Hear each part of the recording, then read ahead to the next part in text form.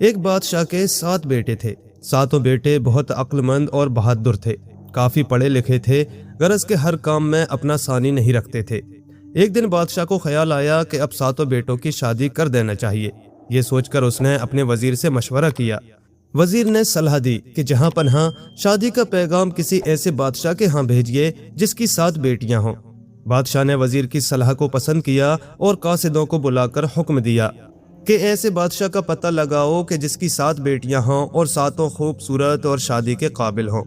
قاصدوں نے فوراً اپنے گھوڑے کسے اور ایک طویل سفر پر روانہ ہو گئے۔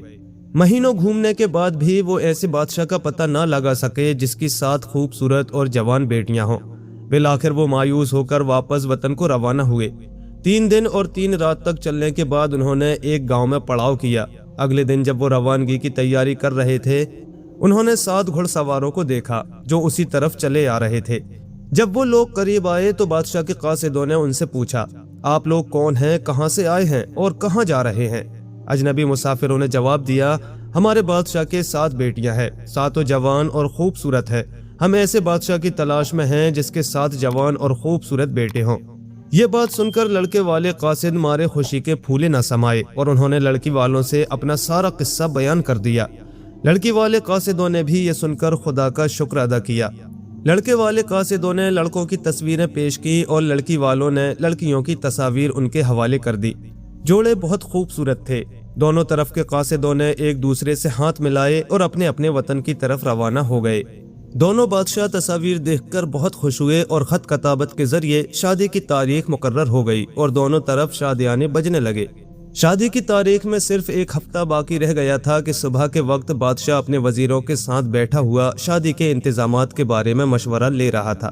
یکایک ایک نوکر نے چھوٹے شہزادے پرویز کی اچانک بیماری کی اطلاع بادشاہ کو سنائی۔ بادشاہ اور وزیر فوراً اٹھ کھڑے ہوئے اور شہزادے کے محل میں جا پہنچے۔ شہزادہ پرویز بے حد حسین تھا۔ کہتے ہیں کہ بادشاہ کی ساری سلطنت میں اس کے حسن کا جواب نہ تھا۔ اب یہی شہزادہ اس وقت بے ہوش پڑا تھا اور اس کا پیارا پیارا چہرہ کملا گیا تھا۔ بادشاہوں کے ہاں کسی چیز کی کیا کمی؟ بڑے بڑے حکیموں کا تانتا بند گیا، خزانوں کے منہ کھول دیے گئے، مگر وہی ہوتا ہے جو منظور خدا ہوتا ہے۔ دوپہر سے پہلے شہزادے نے دم توڑ دیا۔ سارے شہر میں کوہرام مچ گیا۔ بادشاہ ملکہ اور شہزادوں کی بری حالت تھی، مگر موت پر کسی کا کیا بس۔ شام کو جنازہ اٹھایا گیا۔ تمام رعیت ننگے سر ننگے پاؤں کالے کپڑے پہنے جنازے کے پیچھے پیچھے تھی۔ شہزادے کو اس کے خاص باغ میں دفن کر دیا گیا۔ شادی کی تاریخ تو مقرر ہو ہی چکی تھی، وہ ٹل بھی نہیں سکتی تھی۔ اب بادشاہ کو یہ فکر دامن گیر ہوئی کہ لڑکی والے بادشاہ کو کیا جواب دیا جائے، کیونکہ اب تو 6 شہزادے باقی رہ گئے اور ادھر شہزادیاں تھیں 7۔ چھوٹی شہزادی کی خپت کہاں ہوتی؟ اگر بادشاہ کو پرویز کی موت کی اطلاع کر دی جائے تو شاید وہ یقین نہ کرے اور اسے دھوکہ سمجھے۔ یہ سوچ کر اس نے وزیروں سے مشورہ کیا۔ ایک وزیر نے صلاح دی کہ جہاں پنہا میری رائے ہے کہ شہزادوں کے لیے جو 7 گھوڑے تیار کیے گئے ہیں ان 7 گھوڑوں کو سسرال لے کر چلیں۔ 6 گھوڑوں پر 6 شہزادے سوار ہوں اور شہزادہ پرویز کا گھوڑا خالی رکھا جائے۔ بادشاہ پوچھے تو یہ بہانہ کر دیں گے کہ ہم لوگ راجدھانی کو خالی نہیں چھوڑنا چاہتے تھے، اس لیے چھوٹے شہزادے کو قائم مقام بنا کر راجدھانی میں ہی چھوڑ آئے ہیں۔ بادشاہ نے اس رائے کو پسند کیا اور پھر شادی کے انتظامات ہونے لگے۔ وزیر کی تجویز کے مطابق بارات روانہ ہوئی۔ 6 گھوڑے پر 6 شہزادے سوار تھے، ایک گھوڑا خالی تھا۔ سب لوگ خوش تھے مگر بادشاہ کا دل بے حد رنجیدہ تھا۔ جب شہزادہ پرویز کی قبر کے قریب پہنچے تو بادشاہ گھوڑے سے اتر پڑا اور قبر سے لپٹ کر اس بری طرح رویا کہ دیکھنے والے آپ دیدہ ہو گئے۔ جب بارات لڑکیوں کے ملک میں پہنچی تو ان کا زبردست استقبال کیا گیا۔ پرویز کی غیر حاضری کا سبب دریافت کیا گیا تو وزیر نے وہی بات بتا دی۔ لڑکی کے باپ نے کوئی اعتراض نہ کیا۔ بڑی دھوم دھام سے شادیاں ہوئیں اور رخصت ہو گئی۔ چھوٹی شہزادی شاہینہ کا ڈولہ بھی ساتھ کر دیا گیا۔ 6 شہزادے اپنی اپنی دلہنوں کے ڈولے کے ساتھ تھے اور شہزادی شاہینہ کے ڈولے کے ایک طرف پرویز کا خالی گھوڑا تھا اور دوسری طرف پرویز کا بوڑھا باپ اپنے گھوڑے پر سوار تھا۔ جب بارات واپسی میں دوبارہ شہزادے کے قبر کے قریب سے گزری تو پھر بادشاہ کا دل بھر آیا۔ وہ اپنے گھوڑے سے اتر پڑا اور پھر بیٹے کی قبر سے لپٹ کر رونے لگا۔ شہزادی شاہینہ یہ دیکھ کر ڈولے سے باہر آ گئی اور بولی، جہاں پناہ یہ کیا بات ہے، آپ کیوں رو رہے ہیں اور یہ قبر کس کی ہے؟ بادشاہ نے مجبوراً سارا واقعہ سنا دیا۔ शहजादी के ऊपर जैसे बिजली गिरी, मगर वो अक्लमंद और समझदार थी। उसने खुद को संभाला और बोली, बाबा जान, जो कुछ होना था हो गया। मैं आपके घर में बहू बनकर नहीं रह सकती तो क्या, लेकिन बेटी बनकर तो रह सकती हूँ। आज से आप मेरे बाप हैं और मैं आपकी बेटी। ये सुनकर बादशाह का आधा गम दूर हो चुका था। उसे एक बेटी मिल गई थी। शहजादी शाहिना परवेज के महल में रहने लगी। बादशाह उसका सबसे ज्यादा ख्याल रखता था, मगर जब वो उसकी बहुओं को अपने अपने शौहरों के साथ देखता तो शहजादी शाहिना का ख्याल करके उसे बड़ा दुख होता। एक दिन बादशाह ने कहा, बेटी, मुझे तुम्हारी हालत पर बड़ा रहम आता है, मगर क्या करूं, मजबूर हूं। क्या ऐसा नहीं हो सकता कि तुम्हारी शादी का इंतजाम कर दूं? शहजादी मुस्कुराई और बोली, अब्बा जान, मैं अभी शादी के चक्कर में नहीं पड़ना चाहती। अगर आप मुझे इजाजत दें तो चंद दिन सैर के लिए जाना चाहती हूँ। बादशाह ने बाखुशी इजाजत दे दी। शहजादी ने एक घोड़ा और कुछ हथियार लिए मर्दाना भेस बदलकर रवाना हो गई। काफी दूर चलने के बाद उसे एक बाग नजर आया। वो वहां पहुंची तो उसने वहां 3 साधुओं को आपस में झगड़ा करते देखा। शहजादी ने झगड़े का सबब पूछा। साधुओं ने कहा कि हमारा उस्ताद मर गया है और 3 चीजें छोड़ गया है। एक तो ये हांडी है, इसको हिलाकर जिस खाने का नाम लो वो खाना इसमें मिल जाएगा। दूसरी चीज ये डंडा है, अगर इससे किसी आदमी को पीटना चाहो तो इसे इशारा कर दो। ये बेक वक्त हजारों की मरम्मत कर सकता है और कोई इसे रोक नहीं सकता। तीसरी चीज ये खड़ाव हैं, इनको पहनकर किसी भी जगह का नाम लो, ये वहां पहुंचा देंगी। अब हमारे दरमियान झगड़ा इसी बात पर हो रहा है कि ये चीजें किसे मिले। शहजादी ने, जो मर्दाना भेस में थी, कहा, अच्छा देखो, मैं एक तीर छोड़ता हूँ, तुम तीनों उसके पीछे दौड़ो। जो शख्स तीर लेकर पहले वापस आ जाएगा उसको ये तीनों चीजें मिल जाएंगी। तीनों ने इस बात को मंजूर कर लिया। शहजादी ने पूरी ताकत से तीर फेंका। तीनों साधु उसके पीछे दौड़ पड़े। शहजादी ने एक हाथ में डंडा लिया और दूसरे हाथ में हांडी और खड़ाव पहनकर परवेज के बाग का नाम लिया। खड़ाव ने फौरन उसे वहां से वहां पहुंचा दिया। वो परवेज की कब्र के पास बैठी रही और फिर उसे भूख लगी। उसने हांडी सामने रखकर चंद बढ़िया खानों का नाम लिया। फौरन ये खाने खुद ब खुद निहायत नफासत के साथ उसके सामने चुन गए। खाना खाने के बाद वो बाग में घूमने लगी। रात हो चुकी थी और वो एक दरख्त से टेक लगाकर बैठ गई। उसकी आंखें झपकने लगीं। यकायक उसने एक बहुत तेज रोशनी देखी जो आसमान से जमीन की तरफ बढ़ रही थी। वो हैरान होकर देखने लगी। थोड़ी देर में एक बहुत खूबसूरत उड़न खटोला परवेज की कब्र के पास उतरा। उसमें एक बेहद खूबसूरत परी बैठी हुई थी। परी उड़न खटोले से नीचे उतरी, शहजादे की कब्र खोदी, लाश बाहर निकाल कर लाई, उड़न खटोले पर बिठाकर उसके होंठों को बोसा दिया। शहजादा फौरन उठकर बैठ गया। शहजादी हैरान रह गई। उसे यकीन ना आता था कि कोई मर्द इतना हसीन हो सकता है। खुद उसका हुस्न, जिसका दूर दूर जवाब ना था, शहजादे के हुस्न के सामने मांद पड़ गया था। परी ने फौरन खाना निकाला। दोनों ने मिलकर खाना खाया। उसके बाद सारी रात दोनों मोहब्बत की बातें करते रहे। दूसरी सुबह परी ने फिर शहजादे को उड़न खटोले पर लिटाया, उसकी आंखों को बोसा दिया। शहजादा बेहोश हो गया। परी ने उसे कब्र में लिटाया, कब्र बराबर की और उड़न खटोले पर बैठी और चल दी। ये देखकर शहजादी शाहिना को यकीन हो गया कि शहजादा मरा नहीं, बल्कि उसे इस खूबसूरत परी ने इस तरीके से कैद कर लिया है। चुनांचे उसने अपने प्यारे शहजादे को परी के पंजे से छुड़ाने का फैसला कर लिया। परी के जाने के बाद थोड़ी देर तक वो टहलती रही। जब सूरज निकल आया तो शहजादे की कब्र पर गई। कब्र खोली, शहजादे को बाहर निकालकर उसके होठों को चूमा। शहजादा फौरन उठकर बैठ गया। शहजादी शाहिना को सर से पैर तक घूरा और बोला, तुम कौन हो? शहजादी ने जवाब दिया, मैं आपकी कनीज हूँ। क्या मतलब? शहजादे ने पूछा। शहजादी ने अपनी सारी कहानी कह सुनाई। शहजादे की खुशी की इंतहा ना रही। उसने फौरन शाहिना को अपने सीने से लगा लिया और बोला, प्यारी शाहिना, तुम देख चुकी हो जालिम परी ने मुझे किस तरह कैद कर दिया है। इसकी जिंदगी में कोई सूरत रिहाई की मुमकिन नहीं, इसलिए बेहतर है कि तुम यहाँ से चली जाओ, वरना वो मनहूस परी तुम्हें कोई ना कोई नुकसान पहुँचाने की कोशिश करेगी। शाहिना बोली, नहीं शहजादे, तुम्हारी मुसीबत मेरी मुसीबत है। मैं तुम्हें जरूर इस कैद से रिहाई दिलाऊंगी, चाहे मुझे अपनी जान देनी पड़े।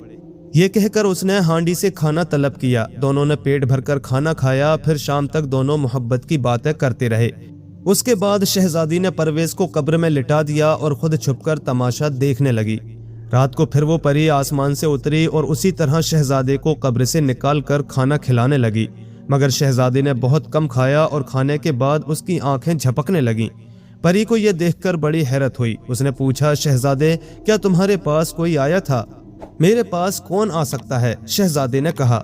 مجھے ایسا ہی شبہ ہے کہ دن بھر تم جاگے ہو اور تم نے کھانا بھی کھایا ہے، اس لیے کہ تم نے اس وقت بہت کم کھایا اور اب تمہیں نیند آ رہی ہے۔ بتاؤ یہاں کون آیا تھا؟ شہزادے نے کہا، تم خود سوچو، تمہارے سوا یہاں اور کون آ سکتا ہے؟ پری خاموش ہو گئی، مگر شہزادے کی آنکھیں برابر جھپک رہی تھیں۔ پری صبح تک بے دلی سے بیٹھی رہی، پھر شہزادے کو قبر میں لٹا کر چلی گئی۔ پری کے بعد شہزادی اٹھی، شہزادے کو قبر سے نکالا، اسے ہوش میں لائی اور لگی بات چیت کرنے۔ دن بھر دونوں عیش کرتے رہے۔ اس عرصے میں شہزادی نے کئی بار شہزادے کو کھانا کھلایا۔ مغرب کے بعد وہ شہزادے کو قبر میں لٹا کر اپنی جگہ جا بیٹھی۔ تھوڑی دیر گزری تھی کہ پری آن موجود ہوئی اور شہزادے کو جگا کر کھانا کھلانا چاہا، مگر شہزادے پر نیند سوار تھی اور پیٹ بھی بھرا ہوا تھا۔ پری مارے غصے کے آگ بگولا ہو گئی اور کہنے لگی، میں تمہاری بات نہیں مان سکتی، کوئی نہ کوئی یہاں ضرور آتا ہے۔ ہر چند شہزادے نے انکار کیا، مگر اس نے ایک نہ چلنے دی اور بولی، اب تم اس قبر میں نہیں رہو گے، میں تمہیں طوطا بنا کر پنجرے میں بند کروں گی اور اپنے کالے باغ میں قید کر دوں گی۔ شہزادہ بہت گھبرایا، مگر پری نے ایک نہ سنی۔ صبح ہوتے ہی وہ مائیں شہزادے کے چلی گئی۔ شہزادی شاہینہ نے نہایت احتیاط سے قبر بند کی اور کھڑاؤ پہن کر کالے باغ کا نام لیا۔ کھڑاؤ نے فوراً اسے کالے باغ میں پہنچا دیا۔ شہزادہ طوطا بنا ہوا ایک پنجرے میں بند تھا۔ باغ میں ہر جگہ سانپ بچھو چکر کاٹ رہے تھے۔ شہزادی بہت پریشان ہوئی، مگر اس نے پھر کھڑاؤ سے کام لیا اور پنجرے تک جا پہنچی۔ وہاں دن بھر طوطے کو کھلاتی رہی اور اسے سونے نہ دیا۔ رات ہوئی، پھر وہی پری آئی۔ شہزادے کو انسان بنایا اور کھانا کھلانا چاہا، مگر شہزادے نے نہ کھایا بلکہ سونے کی خواہش ظاہر کی۔ پری اب تو مارے غصے کے لال پیلی ہو گئی اور کہنے لگی، کوئی منحوس یہاں بھی آ پہنچا، اب میں تمہیں 7 سمندر پار اپنے محل میں قید کروں گی۔ اور وہ پری صبح ہوتے ہی شہزادے کو وہاں سے لے اڑی۔ تھوڑی دیر کے بعد شہزادی بھی وہاں سے اڑی اور چند منٹ میں 7 سمندر پار جا پہنچی۔ وہاں بڑے بڑے محل تھے، لیکن کئی دن تک چکر کاٹنے کے بعد بھی وہ شہزادے کا پتہ نہ لگا سکی۔ ایک دن وہ اسی فکر میں ایک درخت کے نیچے بیٹھی تھی کہ اس نے 2 پرندوں کو باتیں کرتے سنا۔ وہ کہہ رہے تھے کہ پرستان کا بادشاہ کوڑھی ہو گیا ہے، اس نے اعلان کیا ہے کہ جو کوئی اس کا علاج کرے گا وہ اس کو اپنی بیٹی بیاہ دے گا۔ اس کی بیٹی روزانہ اس علاقے میں آتی جاتی ہے اور وہ بڑی خوبصورت ہے۔ دوسرا پرندہ بولا کہ اس کا علاج صرف یہ ہے کہ ہماری بیٹ پانی میں گھول دی جائے اور اس پانی سے بادشاہ کو غسل کرایا جائے۔ شہزادی یہ سن کر بہت خوش ہوئی۔ اس نے پرندوں کی بیٹ جمع کی اور پرستان جا پہنچی۔ بادشاہ کو اطلاع کی گئی کہ ایک حکیم آیا ہے۔ بادشاہ نے اسے بلوایا۔ حکیم نے پہلے ہی غسل میں بادشاہ کو اچھا کر دیا۔ بادشاہ بہت خوش ہوا اور وعدے کے مطابق اپنی بیٹی اسی پری سے جو پرویز پر قابض تھی، حکیم جی یعنی شہزادی شاہینہ کی شادی کر دی۔ رات کو حکیم جی دلہن کے کمرے میں داخل ہوئے۔ یہ تو ظاہر ہے کہ وہ حکیم جی عورت تھے، یعنی شہزادی شاہینہ۔ چنانچہ شہزادی شاہینہ کو یہ فکر ہوئی کہ اب سارا بھانڈا پھوٹ جائے گا۔ چنانچہ اس نے پری سے کہا کہ ہمارے خاندان کی یہ رسم ہے کہ 40 دن تک بیوی سے دور دور رہتے ہیں، اس لیے میں بھی 40 دن تک دوسری مسحری پر سوؤں گا۔ پری تو دل سے یہی چاہتی تھی، چنانچہ اس نے فوراً کہا، آپ مالک ہیں، جو آپ کی مرضی وہ میری مرضی۔ دونوں علیحدہ علیحدہ مسحریوں پر سو گئے۔ آدھی رات کے قریب پری اٹھی اور شہزادے کے پاس جانے کے لیے اسی اڑن کھٹولے پر بیٹھی۔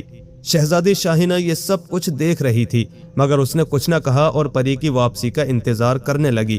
پری واپس آئی تو اپنے شوہر یعنی شہزادی شاہینہ کو جاگتا دیکھ کر مارے خوف کے کانپنے لگی، مگر شہزادی نے صرف اتنا کہا، کہاں گئی تھیں؟ پری نے اپنے حواس درست کرتے ہوئے کہا، ذرا سیر کو گئی تھی۔ شہزادی بولی، تو کیا تم روزانہ سیر کو جاتی ہو؟ پری نے جواب دیا، روزانہ تو نہیں، البتہ اکثر جایا کرتی ہوں۔ شہزادی بولی، تو کیا کل بھی جانے کا ارادہ ہے؟ پری نے جواب دیا، جی نہیں، میں کل نہیں جاؤں گی۔ شہزادی نے کہا، نہیں، کل ضرور جانا اور مجھے بھی لے چلنا۔ میں نے بچپن سے اڑن کھٹولے کا نام سنا ہے، مگر اس پر بیٹھنے کی تمنا پوری نہ ہو سکی۔ اب تم میری یہ تمنا ضرور پوری کر دو۔ پری کہنے لگی، اگر آپ بھی سیر کرنا چاہتے ہیں تو مجھے کیا عذر ہو سکتا ہے، میں سر آنکھوں پر آپ کو لے چلوں گی، مگر کسی کو پتہ نہ ہو تو اچھا ہے۔ چنانچہ پروگرام طے ہو گیا۔ اگلی رات کو دونوں اڑن کھٹولے پر سوار ہو کر 7 سمندر پار جا پہنچے۔ پری بہانے سے شہزادے کے قید خانے میں گئی اور کھانا کھلا کر واپس آ گئی۔ اتنی دیر میں شہزادی نے شہزادہ پرویز کے قید خانے کا پتہ لگا لیا۔ दोनों फिर उड़न खटोले पर बैठी। शहजादी ने कहा, अब मैं उड़न खटोले को चलाना चाहता हूँ, जरा मुझे सिखाओ। हाँ हाँ, आप शौक से चलाइए। ये कहकर परी ने अपनी अंगूठी शहजादी की उंगली में पहना दी और बोली, आप इस उंगली से जिस तरफ भी इशारा करेंगे ये उड़न खटोला उसी तरफ जाएगा। शहजादी ने उंगली से आसमान की तरफ इशारा किया और अब वो ऊपर जा पहुंचा। फिर उसने सामने की तरफ इशारा किया और अब वो ठीक समंदर पर उड़ रहा था। नीचे चारों तरफ पानी ही पानी था और ऊपर आसमान। शहजादी ने घूमकर परी की तरफ देखा तो वो ऊँग रही थी। शहजादी ने उसे इस जोर से धक्का दिया कि वो समंदर में जा गिरी और फौरन डूब गई। अब शहजादी ने उड़न खटोले का रुख शहजादा परवेज के कैद खाने की तरफ मोड़ दिया। शहजादा 7 तालों में बंद था। शहजादी ने एक एक करके सब तोड़ डाले और शहजादे को कैद से छुड़ा लिया। शहजादी शाहिना और शहजादा परवेज उड़न खटोले पर बैठकर अपने वतन जा पहुंचे। बादशाह की खुशी की इंतहा ना रही जब उसने शहजादी शाहिना को परवेज के साथ अपने सामने खड़ा पाया। तमाम सल्तनत में शादियाने बजने लगे। शहजादी शाहिना के लिए एक नया महल तामीर कराया गया और दोनों मियाँ बीवी उसमें हंसी खुशी रहने लगे। दोस्तों, कहानी कैसी लगी हमें कमेंट करके ज़रूर बताएं। पसंद आई हो तो लाइक करें, शेयर करें और ऐसे ही मज़ीद दिलचस्प किस्से कहानियों के लिए हमारे चैनल को सब्सक्राइब ज़रूर कर लें। साथ ही बेल आइकन के बटन को भी प्रेस कर दें ताकि हमारे आने वाले नए वीडियोज़ के नोटिफिकेशन आपको वक्त पर मिल सकें। शुक्रिया।